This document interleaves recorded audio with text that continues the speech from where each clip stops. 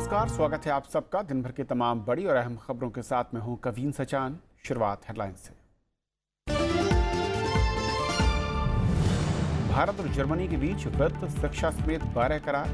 विकास के लिए जर्मनी देगा 1.4 अरब यूरो। यूरोपीय यूनियन की मजबूती पर जोर।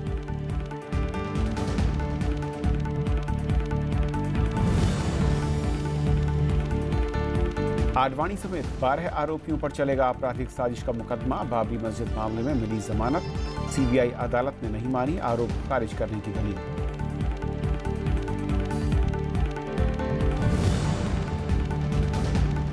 बूचड़खाने के लिए पशुओं की खरीद फरोख्त पर लगी रोक हटी। केंद्र के आदेश पर मद्रास हाईकोर्ट का स्टे। सरकार से 4 हफ्ते में मांगा जवाब।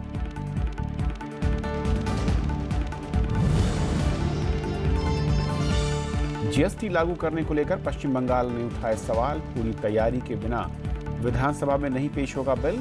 राजस्व सचिव ने 1 जुलाई से लागू करने की प्रतिबद्धता जताई।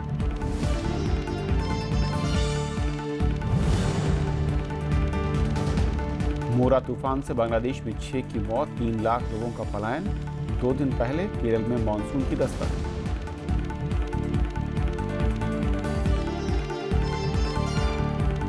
आइए देखते हैं पहली खबर।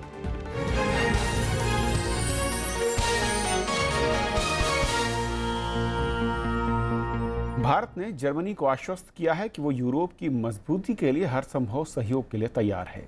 वहीं जर्मनी ने भारत को विकास में सहयोग के लिए 1.4 अरब यूरो देने का वादा किया है। शिखर वार्ता के बाद दोनों देशों के बीच 12 करार पर दस्तखत हुए। प्रधानमंत्री नरेंद्र मोदी आज जर्मनी में थे और एंजेला मर्केल के साथ बातचीत के बाद वो स्पेन की राजधानी मैड्रिड के लिए रवाना हो गए। जर्मनी में प्रधानमंत्री नरेंद्र मोदी का गर्मजोशी से स्वागत किया गया। जर्मन चांसलर एंजेला मर्केल के साथ गार्ड ऑफ ऑनर का मुआयना करने के बाद दोनों नेताओं ने चौथे इंटर गवर्नमेंटल कंसल्टेशन की संयुक्त अध्यक्षता की। बातचीत के बाद दोनों देशों के बीच 12 सहमति पत्र पर हस्ताक्षर हुए। इन समझौतों में वित्त, कौशल विकास, शिक्षा, स्वास्थ्य, भारी उद्योग, रेलवे, डिजिटलीकरण और राजनयिक क्षेत्र में सहयोग से संबंधित मुद्दे शामिल हैं। उद्देश्य था कि भारत के मेक इन इंडिया में जर्मनी के सहयोग को और बढ़ाने के उपायों को मजबूत करना। जर्मन निवेश तथा मैन्युफैक्चरिंग से जुड़ रहा है।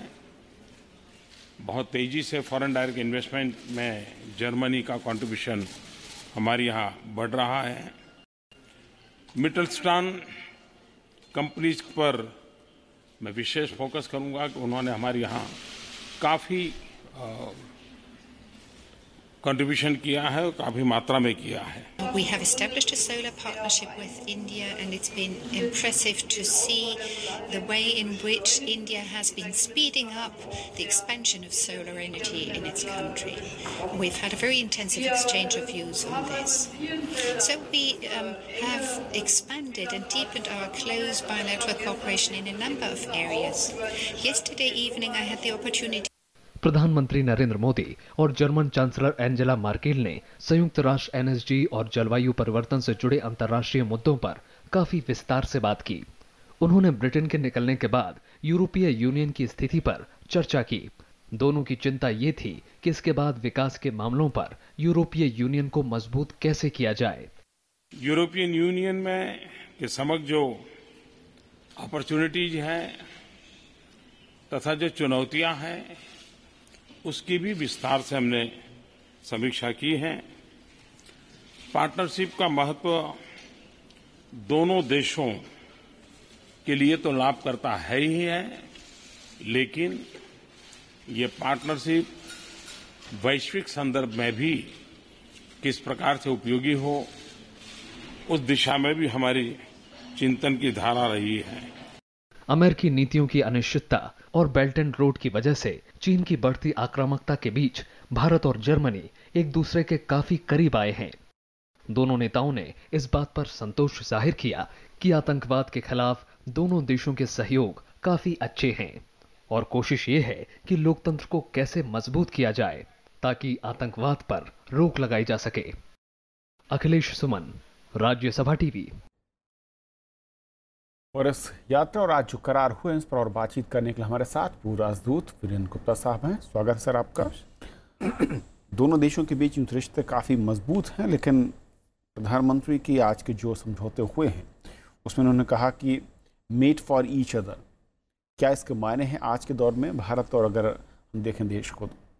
देखिए, हमारा जर्मनी के साथ, और अगर उसको मैं दायरा बड़ा करूं यूरोपियन यूनियन के साथ, जो संबंध हैं मल्टी फैसेटेड हैं।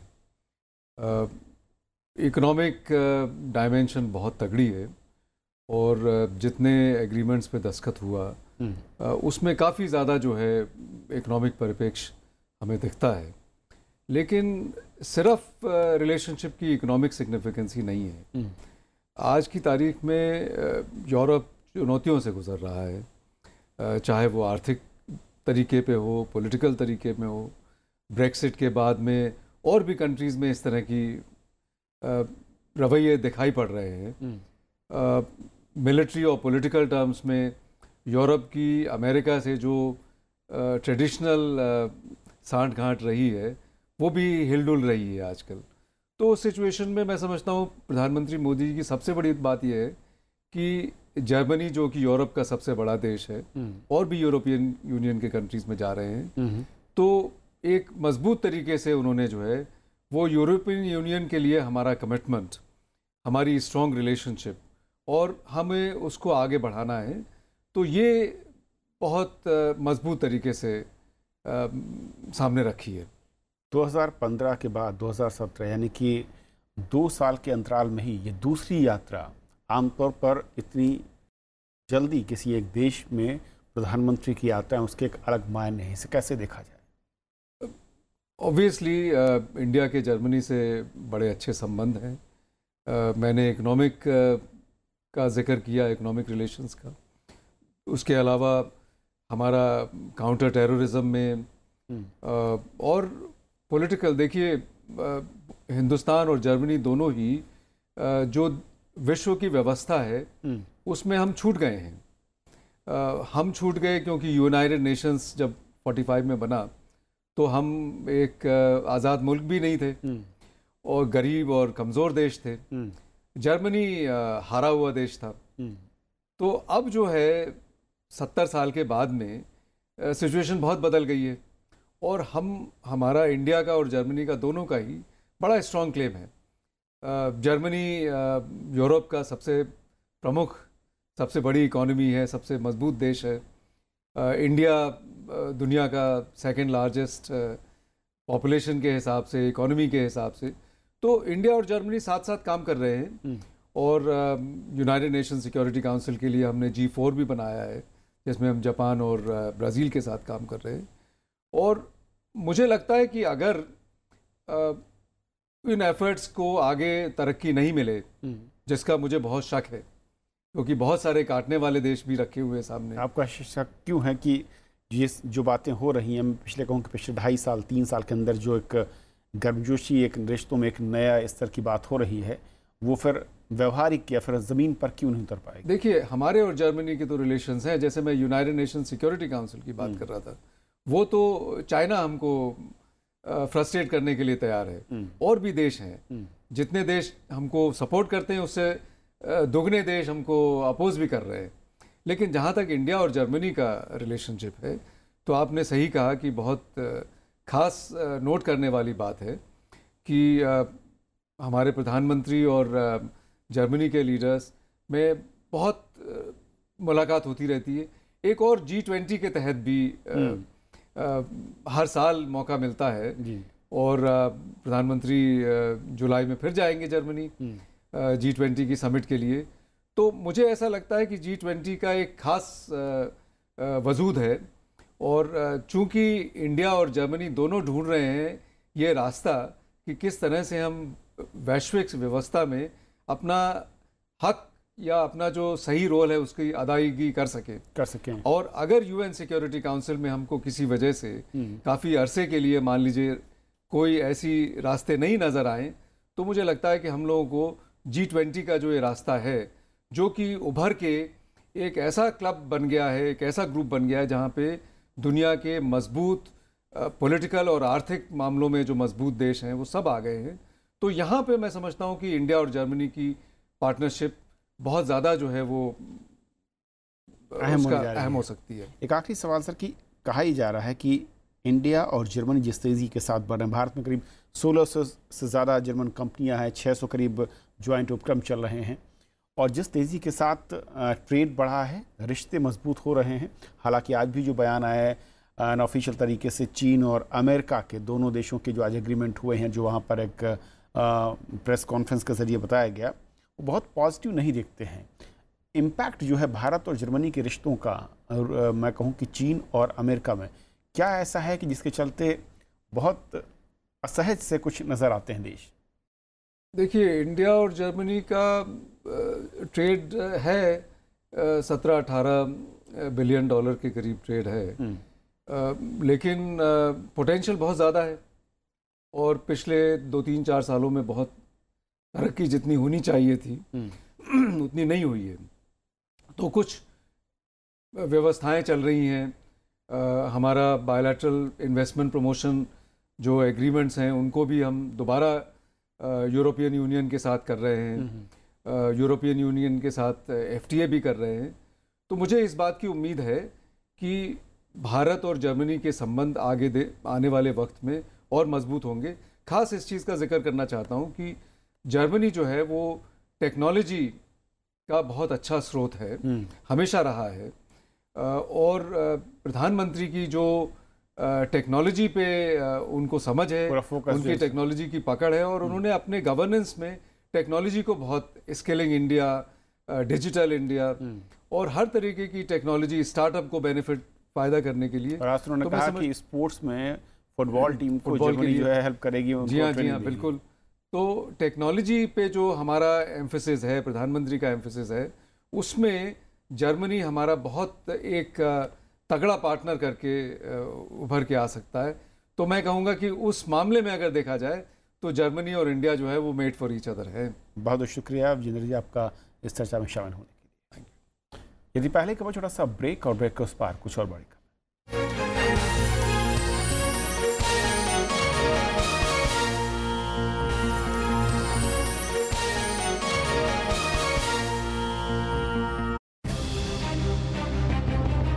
केंद्र सरकार का फैसला, बूचड़खानों के लिए मवेशियों की खरीद फरोख्त पर प्रतिबंध। क्या होंगे इसके परिणाम? देखिए देश देशांतर में आज रात 8:30 बजे।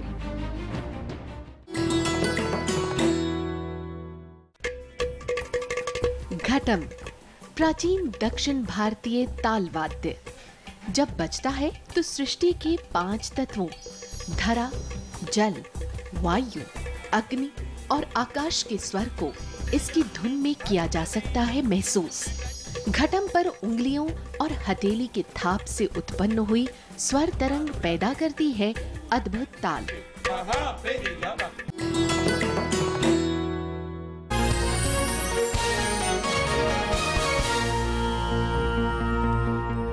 बाबरी मस्जिद ढहाने के मामले में अदालत ने लालकृष्ण आडवाणी समेत 12 आरोपियों के खिलाफ आपराधिक साजिश रचने के आरोप तय किए हैं। कोर्ट ने इस मामले में सभी आरोपियों की जमानत याचिका मंजूर कर ली है।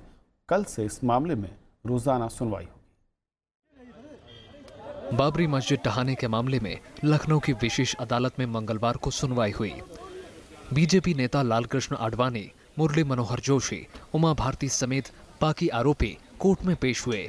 बचाव पक्ष ने अदालत से आरोप खारिज करने की दलील दी, लेकिन कोर्ट ने इससे इनकार करते हुए सभी 12 आरोपियों के खिलाफ आपराधिक साजिश का आरोप तय किया।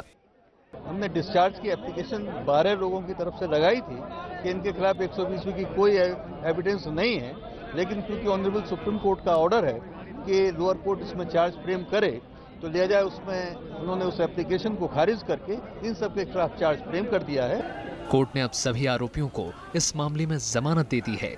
कोर्ट परिसर में सुरक्षा के भारी इंतजाम किए गए थे।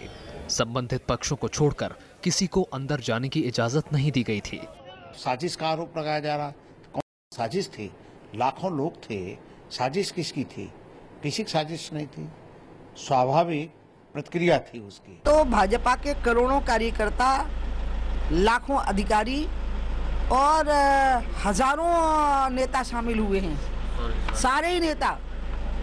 तो इसलिए इसमें ऐसी कोई बात कहीं मुझे मिली नहीं ना आज तक कि कोई साजिश थी। ये तो खुला आंदोलन था, जैसे इमरजेंसी के खिलाफ आंदोलन हुआ था वैसा था ये तो। इस मामले में सांसद विनय कटियार, साध्वी रितंभरा, विष्णु हरि डालमिया, रामविलास वेदांती और बैकुंठ लाल शर्मा भी आरोपी हैं। सुप्रीम कोर्ट ने 19 अप्रैल को विशेष अदालत को इस मामले में सुनवाई करने का आदेश दिया था। 1992 में बाबरी मस्जिद गिराने को लेकर 2 मामले दर्ज किए गए थे। इनमें से एक वहां मौजूद नेताओं और दूसरा लोगों का नाम शामिल था। Bureau report, Rajya Sabha TV. विपक्षी दलों ने सीबीआई की विशेष अदालत के फैसले का स्वागत किया है। कांग्रेस ने केंद्रीय मंत्री उमा भारती से इस्तीफे की मांग की है। आरोपित लोगों में एक केंद्रीय मंत्री माननीय उमा भारती जी भी हैं। आरोपित होने के बाद उन्हें अपने पद पर बने रहने का अधिकार नहीं और उन्हें अपने पद से फौरन इस्तीफा देना चाहिए। ये वही चार्जेस है जो पहले वो डेजिग्नेटेड कोर्ट ने फ्रेम किया था। अब फिर दोबारा इस चार्जेस को रिवाइव किया गया, अच्छी बात है, लेकिन बीच में जो समय जो जाहिर हो गया, इससे यही है कि न्याय दिलवाने की जो प्रक्रिया जो होनी चाहिए उसको एक ठोस चोट लगी। इनके कहने या न कहने से राम मंदिर वहाँ बनेगा या नहीं बनेगा, ये उसकी सुनवाई नहीं है। ये सुनवाई है कि किसी ढांचे को या बाबरी मस्जिद को साजिशाना और लोगों को अलग करने के लिए, धार्मिक दुर्भावना फैलाने के लिए इन्होंने वो ढांचा तोड़ा या बाबरी मस्जिद तोड़ी कि नहीं तोड़ी। We are sure our leaders they are innocent, they will come out unscathed in the entire thing. आतंकी फंडिंग मामले में फंसे 3 हुर्रियत नेताओं के खिलाफ केस चल सकता है। एनआईए का दावा है कि उनके पास तीनों अलगाववादियों के खिलाफ पर्याप्त सबूत हैं। उधर कश्मीर घाटी में लगातार तीसरे दिन कर्फ्यू जैसे हालात बने रहे। हुर्रियत नेताओं के त्रिराल मार्च को देखते हुए जम्मू श्रीनगर हाईवे को बंद रखा गया। राष्ट्रीय जांच एजेंसी ने लगातार दूसरे दिन हुर्रियत नेता फारूक अहमद डार, जावेद बाबा और नईम खान से पूछताछ की। एनआईए कश्मीर में आतंकी फंडिंग और हवाला के जरिए आने वाले फंड मामले की जांच कर रही है। इसके अलावा इन नेताओं के बैंक और संपत्ति से जुड़े दस्तावेज की जांच हो रही है। एनआईए सूत्रों के मुताबिक हुर्रियत नेताओं के खिलाफ पर्याप्त सबूत हैं। पाकिस्तान बराबर आतंकवादियों को शह देने की कोशिश करता है। वह कश्मीर को ही डिस्टेबलाइज नहीं करना चाहता है, बल्कि पूरे हिंदुस्तान को भी अस्थिर करने की उसकी यह नापाक कोशिश रहती है। इसलिए मैं आपको यकीन दिलाता हूं कि मेरे बहनों भाइयों, कश्मीर की समस्या का भी हम लोग समाधान निकालेंगे। जब तक आपकी यह हुकूमत है, जब तक आपका यह प्रधानमंत्री है, भारतवासियों का मस्तक किसी भी सूरत में दुनिया में झुकने नहीं देगा। आपको इतना ही यकीन मैं दिलाना चाहता हूं। उधर अलगाववादियों के त्राल तक मार्च को देखते हुए मंगलवार को श्रीनगर जम्मू राष्ट्रीय राजमार्ग को यातायात के लिए बंद रखा गया। हिजबुल के कमांडर सब्जार बट को श्रद्धांजलि देने के लिए मार्च निकालने की कोशिश की गई, जिसे सुरक्षा बलों ने शनिवार को मार गिराया था। उधर कश्मीर घाटी में लगातार तीसरे दिन बाजार, दुकानें और शैक्षिक संस्थान बंद रहे। कानून व्यवस्था बनाए रखने के लिए घाटी के कई जिलों में कर्फ्यू जैसी पाबंदियां लागू हैं। सड़कों पर बड़ी तादाद में सुरक्षा बल तैनात हैं। अफवाहों को रोकने के लिए इंटरनेट सेवाओं को बंद रखा गया है। Bureau report, Rajya Sabha TV. देश भर में आज लोगों को खरीदने के लिए परेशानी का सामना करना पड़ा। हालांकि दिल्ली एनसीआर में इस बंद का मिलाजुला असर ही देखने को मिला। हड़ताल को देखते हुए अस्पताल प्रशासन ने जरूरी दवाओं के इंतजाम पहले से ही कर लिए थे। देश भर में दवा विक्रेताओं की हड़ताल से मरीजों के परिजन दवाओं के लिए दर बदर भटकते नजर आए। देश भर में करीब 90,000 दुकानदारों ने सरकार की नीतियों का विरोध करते हुए दुकानें बंद रखी। बहुत सारी तकलीफें हो रही है। अभी जैसे मेडिकल इमरजेंसी कुछ भी लेना है, अभी हार्ट में कोई पेशेंट है, हमारा हार्ट का एडमिट है, जब भी उनका एंजियोप्लास्ट करना है तो उसके लिए कुछ भी एक्सेसरीज चाहिए तो मेडिकल्स में जाना पड़े तुरंत। वो लोग बोलते अभी तुरंत लेके आओ, अभी नीचे आके मेडिकल सारी बंद है तो कहाँ जाना है अभी, और क्यों बंद है वो भी नहीं मालूम। स्ट्राइक अगर ऐसे ही चलता रहा तो फिर कैसे गवर्नमेंट आगे बढ़ेगी। कल का ऑपरेशन हो चुका है, अब मैं सारे जगह घूम चुका हूँ, कहीं से कोई भी दवाई नहीं मिल रही मेरे को। इतनी परेशानी आ रही है, मैं पैदल घूम रहा हूँ। सुबह कम से कम एक आधा पौना घंटा हो गया, बहुत दूर तक घूम के आ चुका हूँ मैं, कहीं से कोई दवाई नहीं मिल रही। बहुत परेशानी का। मेरे साथ में और भी कई लेडीज हैं, जेंट्स हैं, बुजुर्ग हैं, वो सारे ऐसे ही घूम रहे हैं। All India organisation of chemists and druggists के मुताबिक उन्होंने सरकार को सख्त नियमों के खिलाफ प्रस्ताव भेजे थे, लेकिन उनकी कोई सुनवाई नहीं हुई। इसके बाद AIOCD ने एक दिन की हड़ताल का आह्वान किया। इधर दिल्ली सरकार ने हड़ताल के असर से इनकार किया है। देखिए, दिल्ली के लिए तो दिल्ली सरकार सबको मुफ्त दवाई दे ही रही है।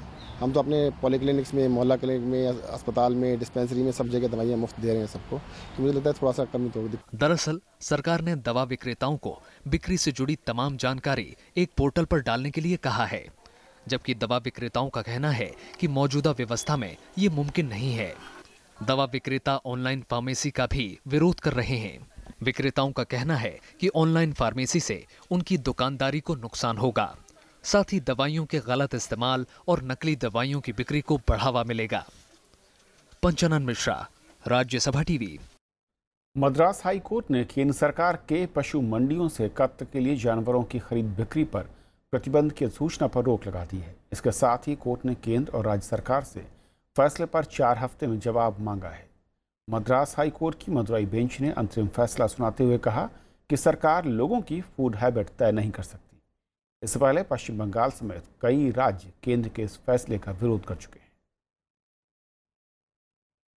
1 जुलाई से जीएसटी लागू करने को लेकर पश्चिम बंगाल ने सवाल उठाए हैं। राज्य के वित्त मंत्री अमित मित्रा ने कहा कि जीएसटी से जुड़े नियम और प्रावधान पूरी तरह से तैयार नहीं है। उन्होंने ये भी कहा कि इस मामले पर आखिरी समाधान आने के बाद ही राज्य जीएसटी विधेयक विधानसभा में पेश किया जाएगा। इसीलिए इसे लागू करने के लिए 1 जुलाई से अमल नहीं होना चाहिए। हालांकि केंद्रीय राजस्व सचिव हसमुख अधिया ने कहा कि जीएसटी को 1 जुलाई से लागू किया जाएगा और इससे राज्यों में रोजगार के अवसर बढ़ेंगे। रिजर्व बैंक ऑफ इंडिया अब 1 रुपए के नए नोट जारी करने जा रहा है। ये नोट गुलाबी और हरे रंग का होगा। इस नोट के पीछे 1 रुपए के सिक्के की तस्वीर होगी। आरबीआई की ओर से जारी प्रेस रिलीज में कहा गया है कि नए नोट जारी होने के बाद भी पुराने नोट और सिक्के चलन में रहेंगे। 1 रुपए के नोट भारत सरकार जारी करती है, जिस पर वित्त सचिव के हस्ताक्षर होते हैं। बाकी सभी currency reserve bank of India जारी करता है। मोरा तूफान से बांग्लादेश में 6 लोगों की अब तक जान चली गई है, जबकि 3 लाख लोग पलायन को मजबूर हुए हैं। वहीं मौसम विभाग ने ओडिशा समेत पूर्वोत्तर राज्यों में बारिश की आशंका जताई है। इस बीच केरल तट पर आज मानसून 2 दिन पहले ही पहुंच गया। केरल के तटीय इलाकों पर बारिश का चक्रवाती तूफान मोरा छोड़ गया तबाही का ये मंजर। बांग्लादेश में तूफान से भारी जानमाल को नुकसान पहुंचा है। भारी बारिश और तेज हवाओं के चलते कई मकान तबाह हो गए। 10 जिलों के 3 लाख लोगों को सुरक्षित स्थानों पर पहुंचाया गया है। तूफान 117 किलोमीटर प्रति घंटे की रफ्तार से चटगांव और कॉक्स बाजार के बीच में समुद्री तट से टकराया। चटगांव शाह अमानत अंतर्राष्ट्रीय हवाई अड्डे पर सभी उड़ानों को स्थगित कर दिया गया। मौसम विभाग ने त्रिपुरा में मंगलवार को भारी बारिश होने और तेज हवाएं चलने की चेतावनी जारी की है। तूफानी हवाओं की रफ्तार 65 किलोमीटर तक पहुंच सकती है। ओडिशा के मयूरभंज, बालेश्वर, जाजपुर और भद्रक जिलों के कलेक्टरों को सतर्क रहने को कहा गया है। मौसम विभाग ने मछुआरों को समुद्र में नहीं जाने की सलाह दी है। There might be some heavy rainfall in some isolated part of Assam, and so far cyclone is concerned, I'll not say there will not be any cyclone, but as such there is nothing to be worried. इधर दक्षिण पश्चिम monsoon ने केरल तट पर 2 दिन पहले ही दस्तक दे दी है। केरल के तटीय इलाकों में झमाझम बारिश का सिलसिला जारी है।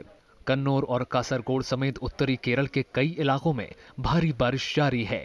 मौसम विभाग ने 31 मई और 1 जून को दिल्ली एनसीआर में भी भारी बारिश होने की आशंका जताई है। Bureau report, Rajya Sabha TV. Sri Lanka में भारी बारिश, बाढ़ और भूस्खलन से मरने वालों की संख्या 193 तक पहुंच गई, जबकि 100 से ज्यादा लोग लापता हैं। श्रीलंकाई सेना और भारतीय नौसेना मिलकर राहत के कामों में लगी हुई है। छोड़ जाते हैं इस खास रिपोर्ट के साथ। फिलहाल इतना ही, नमस्कार। श्रीलंका में आई भीषण बाढ़ के बाद राहत कार्य तेज कर दिया गया है, लेकिन अब भी हर इलाके में मदद नहीं पहुंच पाई है। ऐसे में सैन्य कर्मी के साथ साथ आम लोग भी एक दूसरे की मदद के लिए हाथ बढ़ा रहे हैं। देश के पूर्व राष्ट्रपति महिंदा राजपक्षे ने लोगों से भेदभाव भुलाकर एक दूसरे की मदद की अपील की है।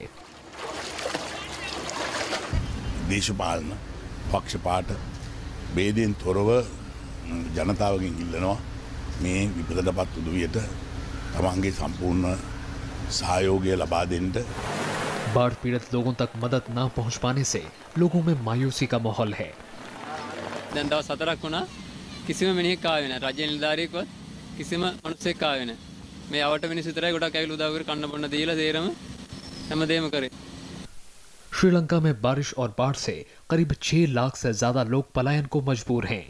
हालांकि अब मौसम का मिजाज बदल रहा है, लोग अपने शहर और गांव की तरफ लौट रहे हैं, लेकिन पीड़ितों की इस भीड़ में कुछ ऐसे भी हैं जिन्होंने इस तबाही में अपना सब कुछ खो दिया। सरकार लोगों को हर मुमकिन मदद पहुंचाने की कोशिशों में लगी है। විශේෂ සහනයාර්ථේ ණය ලබා දෙන්න විශේෂයෙන්ම මේ සඳහා බිලියන 2ක් පමණ වෙන් කරන ලෙස උපදෙස් දීලා තියෙනවා බාන।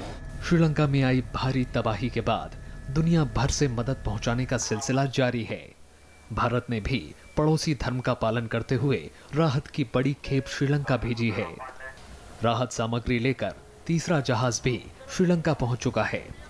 भारतीय नौसेना के 300 से ज्यादा जवान राहत कार्य में मदद कर रहे हैं। Bureau report, Rajya Sabha TV.